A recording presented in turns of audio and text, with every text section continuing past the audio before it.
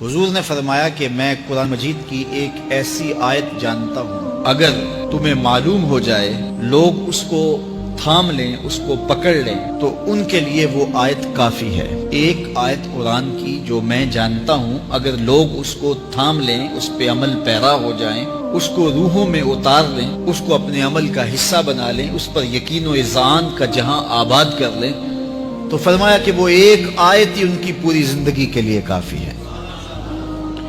اللہ اکبر۔ اور وہ آیت کیا ہے؟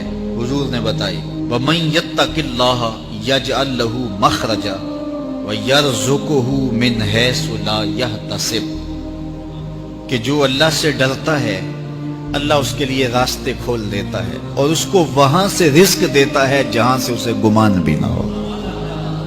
ہم ایک دفعہ ایک سفر پہ تھے تو ہماری گاڑی کا پیٹرول ختم ہو گیا، تو اتفاق سے ہمارے پاس کوئی رقم نہیں تھی کہ جس سے ہم پیٹرول ڈلوا سکیں۔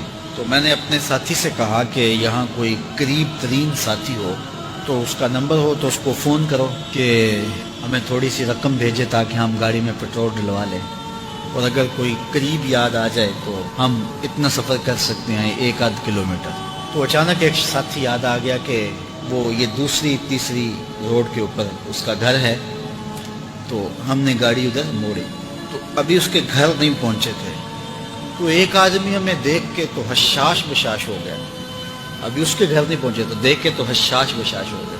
ملا، واقفیت بھی تھی، لیکن اتنی زیادہ اس سے جو ہے وہ شناسائی نہیں تھی۔ کسی اجتماع میں اس نے ہمیں بلایا تھا تو ملاقات ہوئی تھی وہاں، ہم بیان کر کے اس کے علاقے میں، تو وہ لاہور آیا ہوا تھا تو ہماری وہاں وہ ملاقات ہو گئی وہاں۔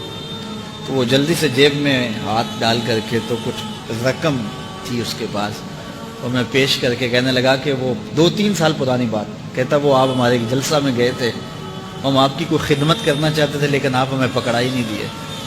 تو یہ ہے آپ کا نذرانہ۔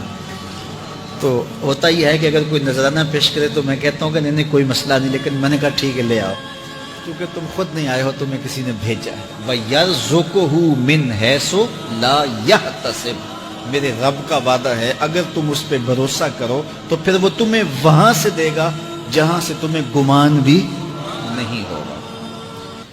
یہ یہاں ٹول پلازا ہوتا تھا نا، یہاں یہ جو پنڈی بائی پاس کے باہر، ہم 3 دن کا مسلسل سفر کر کے آئے، تو جو رقم وغیرہ تھی تو وہ کہیں راستے میں ختم ہو گئی۔ جہاں جیب میں ہاتھ ڈالا تو ہمارے پاس وہ اتنے پیسے بھی نہیں تھے کہ وہ ٹول والے کو دے سکے۔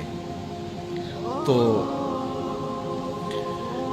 میں نے اپنے ڈرائیور کو کہا کہ تمہارے پاس کوئی ہے؟ تو وہ کہنے لگا جی میرے پاس بھی کوئی نہیں ہے۔ تو میں نے کہا چلو اس سے ادھار کر دیتے ہیں، اس کو ہم کہتے ہیں کہ ہم قریب ہی رہتے ہیں، ابھی جا کے آپ کو بھیج دیتے ہیں۔ تو ہمارے سے جو اگلی گاڑی تھی اس نے اس کو کہا کہ یہ جو پیچھے والے ہیں نا ان کا بھی کاٹ لو۔ اس نے ہمیں پہچان لیا تو اس نے کہا کہ یہ جو پیچھے گاڑی آ رہی ہے نا اس کے بھی لے لو۔